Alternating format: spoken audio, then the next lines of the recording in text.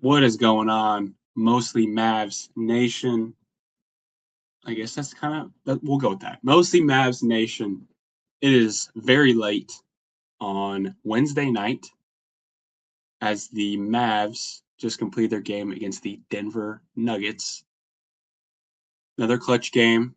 Some takeaways. Want to get into some, other things, I guess, maybe later in this podcast, but we'll go over the game first. Cooper Flag, obviously the main event. The main event. Had a nice game. Only 4 3-point attempts. We've been mentioning it. We need him to keep shooting. Had some kind of bad misses on the threes, I will say, but just keep getting him up, Coop. It's only going to help you, and he will. This offseason, he's going to get in the lab. He's going to develop, and by next season, I think his 3-point attempt or 3-point rate will increase. So I'm not too worried about that. But nice game. 26 points, 8 rebounds, 7 assists, 0 turnovers. We love to see the 0 turnovers. And just a really nice game overall. I think one thing that some draft experts were a little worried about Coop was his finishing around the rim, but it's been in, I don't want to say, no, it's not perfect, but it's about as good as you could hope a rookie's rim finishing numbers. Actually, I won't say numbers because I don't have the numbers in front of me, but I've watched every game. The eye test tells me he's great around the rim. Great touch, really nice floater, nice left hand. Just a really nice game from Coop. Not really much more off of that. Took some hard falls tonight, but he's 19 years old. He'll be just fine. Some other contributing Mavs. PJ with a really nice game. 15 rebounds, 19 points. Like to see PJ getting more confident, I guess, because we all know that it's just been a really rough year for him. And just to see, like I said, just see him get some confidence back. Even though he's 1 for 5 from 3 tonight, the threes that he got up were confident threes. And that's, PJ's never been a really high percentage 3-point guy throughout his career. Even when, we had that 24 run, he wasn't shooting great, but he just had a ton of confidence. And it seems like his confidence has came back these last couple weeks. So it's been really good to see. Najee was a good scoring game. 1 for 6 from 3. I just like that he's getting him up. Honestly, he's not a good 3-point shooter. We all know that, but just get him up, Najee. We need him. They're honestly 35 3-point attempts from this Mavs team is good, and that's, in the grand scheme of things, is probably the main reason why we're as bad as we are record-wise. But we try to bring you positive insight, so I'm going to do that. Enough with the negatives. Nice to see Brandon Williams back out there. Just, comes in, just gives you a spark, draws contact, draws fouls, because guys just don't know what to do with him when he goes in the game. He's just so quick. Nice to see him back out there from injury. Shout out Dwight Powell. Dwight Powell, he just never dies. He's, I don't know. Maybe someone could tell me a bug that never dies. I don't want to say a negative, like a roach. He's not a roach. Dwight Powell, no. It's a positive because everyone loves Dwight. Low key tank by Jason Kidd. Low key. He was in the starting lineup tonight, and just nice to see him out there. Took some classic Dwight Powell game. Took some hard falls. Made some tough buckets. Rolled really hard to the rim. Just things you love to see. Two-way guys got burned tonight, as they should, at this point in the season. Clay, not a ton of minutes. really have an answer. Just, I guess we all know at this point in the season what the vision is. Yeah, I said it. I said the V word. That I'm not going to say that anymore. We all know what the mission is. Yes, we'll go with that mission. The rest of the season, lose games. You don't really need to play Clay a ton of minutes at this point. Same with Chris Middleton. He comes in, he's super efficient. Like even tonight, he had a really efficient game. But you don't really need to play those guys, and that's just us being truthful about it. Quickly, I would be remiss if I didn't talk about the Nuggets. Obviously, the Mavs defense is, a thing that gets maybe under talked about, and also why this team is bad is our defense is just it's horrendous. No rim protection, no point of attack defenders. It's just really bad, and Denver absolutely torched us tonight. Jamal with 53 points, 53, just lights out. Jokic with a stat line that I looked at, and just tells you how, all time Jokic is, and we all know it, but, I like to appreciate greatness. I like to, I just like to give guys their flowers when they deserve it. And the crazy thing is, I didn't even think he played that well tonight. He was really, really trying to get a technical foul. He was really begging to get one. He didn't. 23 points, 21 rebounds, 19 assists. Almost a 20-20-20 game. And like I said, he didn't even play up to a standard. Think about that. One turnover. That's Jokic. We all know who that guy is. But just like to shout out greatness, pure greatness. Let's see. Other things to talk about. Like I said, I think a reason that this team is not where it needs to be is because of the defense as well, and that doesn't get talked about enough. And obviously, next season we have Derek Lively coming back, who just everyone's just stop for 3 seconds and just say a prayer for Derek Lively. Okay, please stay healthy next season. Please, I beg you to stay healthy next season. He's gonna help this team so much. He's one of the best rim protectors in the league already. Please stay healthy. So that kind of takes away, or that kind of gives you that rim protection that I was just talking about. So we'll be okay on that. It's just really this team lacks point of attack defenders. Like if you just go, if I just look back at the recent games here that they've played, it feels like Darius Garland killed them. Obviously Harden and Mitchell. I mean, I know they kill everyone, but you understand my point. The Mavs' point of attack defenders, especially when it comes to guarding guards or scoring guards, is pretty weak, I would say. PJ's not really a point of attack, guard defender. He's more of like he'll guard bigger wings. And, at this point, Coop isn't really that guy either for guards, and that's okay. I wasn't expecting some defensive, on ball menace coming to the league. He was really known more as kind of like a roamer, kind of like a weak side blocks, off ball steals, things like that. You know.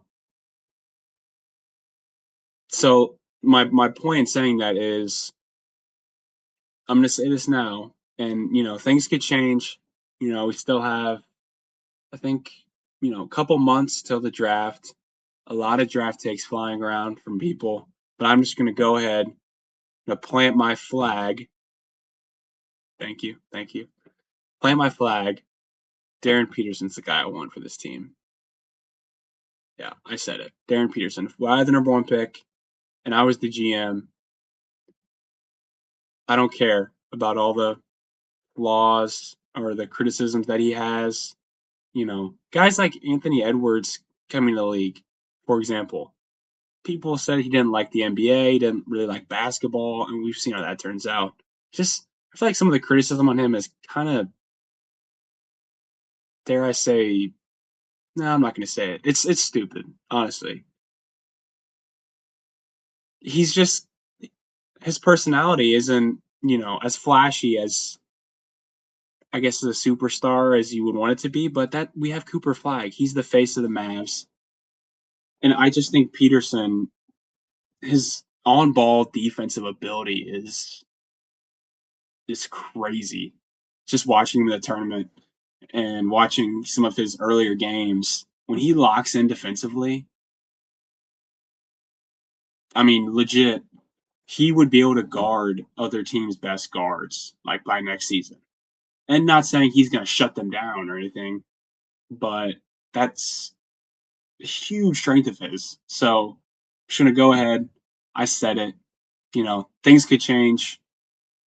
I'm never going to say that, I'm going to stick to my point no matter what. If things happen, things change, medicals come out, maybe I could change that opinion. But I said it. Darren Peterson is the guy I want for the Mavericks. Like I said, the on-ball defense and the three-point shooting, his three-point volume, he's probably the best three-point shooter in the draft, I think. So, and that's exactly what they need. Those two things right there are the exact two things that the Mavs need, and he just fits them both. Like I said, there are a lot of concerns, but I'm staying on that. We'll talk about this. We have a lot of time before the draft. We'll come back to this at some point. Let's see. Other things to talk about. If you watch this game, just to, backtrack, we'll go back to the game. You're honestly, man, like, you deserve some type of, especially at this late at night, we deserve, dare I say, another first overall pick. Maybe not. I mean, maybe Silver. We check in on the other tanking teams just to, talk to Adam Silver, as a community, as a family, real quick. Go look at the other tanking teams that are in the Mavs realm. The Jazz lose to the Wizards by 23 points tonight. The Wizards. And I'm going to say a guy's name. And if you tell me that you know this guy, you're just either lying. No, you're trolling. You're just trolling at that point. There's no chance. There's no way. Bez Mabang. I'm going to say it again. Bez Mabang for the Utah Jazz tonight got 44 minutes. Back to my point. Adam Silver, are you watching? Are you proud? Would you be proud if the Utah Jazz held the first pick after all the stuff they pulled this year, last year, the year before? Would you be proud? Grizzlies lose to the Spurs by 25. They don't play anyone either. Literally don't play anyone. Jaws now out for the season. I mean, I don't even know why it needed to be said. We all knew that was coming, was happening. Adam Silver. I'm going to say it one more time. This is about an ethical as a tank as you're ever going to get. We have Cooper Flag.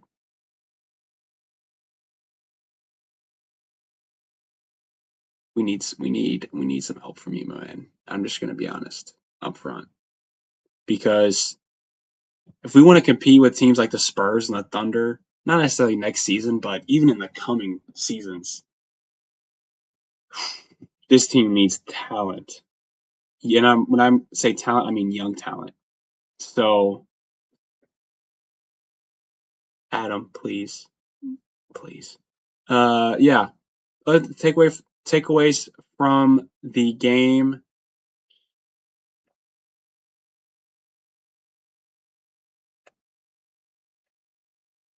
John Polakidis, I like his game. I'm not necessarily gonna say that he's gonna be some super I'm not gonna compare him to like a Kmart, Walmart, whatever you want to call it, Clay Thompson. Definitely not gonna say that. It's way too soon. And honestly, the thing that worries me about him a little bit is his defense. Now he has the size. He's like 6'8", has good size on him, but it's kind of eye popping when you watch the defensive stuff. It's kind of you can kind of understand why he wasn't or why he is a two-way guy. It's just not great. But I just love how he comes in the game and he's just firing threes. It's so nice to see because we need that. We need that every night, and it's nice to see. Tyler Smith even came in at a nice game tonight. Shout out you, man. I mean, yeah, like I said, Adam Silver, please. Okay, one last thing, and then we'll get out of here. I'm gonna just talk about this for a few minutes. Not any talk about the Mavs GM search. Patrick Dumont, you're probably not listening, but if you are, what are we doing? It's getting really close to draft time, and we have heard nothing. Even Mark Stein gave a pretty tough report when he said that there's a chance by the draft we still don't have a GM. Patrick Dumont, please. Now, again, this is with all due respect to the guys that are in there right now, Finley and Riccardi. Everyone, has respect for him, likes him, cares about him. I'm just gonna say this from my perspective, my opinion. I think Dumont's got to take a swing on someone that has experience. Has to. There's just so much pressure with this draft coming up and this offseason. It's a huge offseason for the Mavs. Now, me and Kane talk about it. I don't know how much necessarily moves we're going to make, but it's just a huge offseason because the first offseason you have Cooper Flag and you add another young piece. We have some cap space freed up from the Anthony Davis trade. Patrick Dumont, we have to find someone, man. We have to. It's too important. We cannot, let any more time pass in Cooper's career with him having a team like he had this year. And again, I know the circumstances are crazy, and me and Caden, like I said, we pride ourselves on bringing a positive mindset. Where in a world where there's not a lot, just in the world, not just in the Mavs world, but especially in the Mavs world, not a lot of positivity. So we're here to bring you that. So I'm gonna guarantee that next season is gonna be a really fun season for the Mavs. Yeah, there, I said it. I saw Derek Lively today. He was shooting free throws without a boot, with nothing on. I mean, the joy, the smile, the energy boost I got from that made me so happy, man. Please stay healthy, Derek Lively. Yeah, and that's about it. Like I said, just want to talk about the GM search a little bit. We just have to get the ball rolling on that. Have to. And there's just been nothing. So just want to talk about that for a few minutes, give my thoughts and opinions. The ethical tank rolls on for the Mavericks. Next game is on, let's see, Friday night against the Blazers. Exactly what we want, a 9 p.m. start time. Just going to say this. Please, refs, do not call as many fouls, please. Next game, as you did tonight, please. I'm the biggest, or one of the biggest basketball fans you ever meet.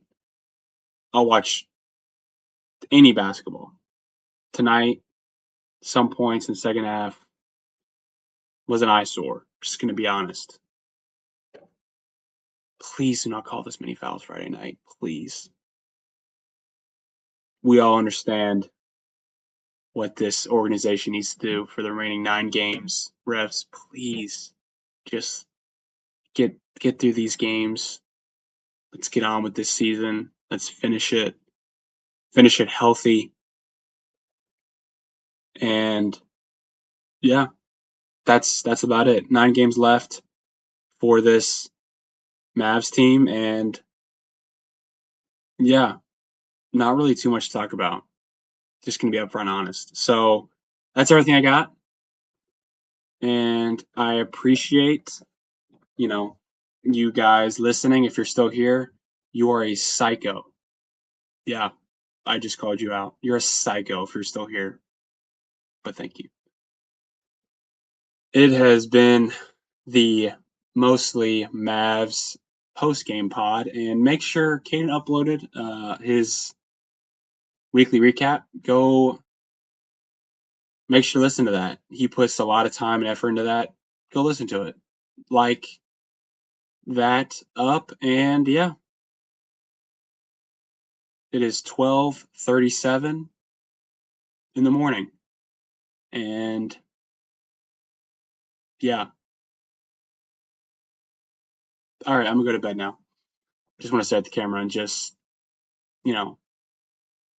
just understand that, again, me and you, the person I'm staring at, we're psychos. You all have a great night.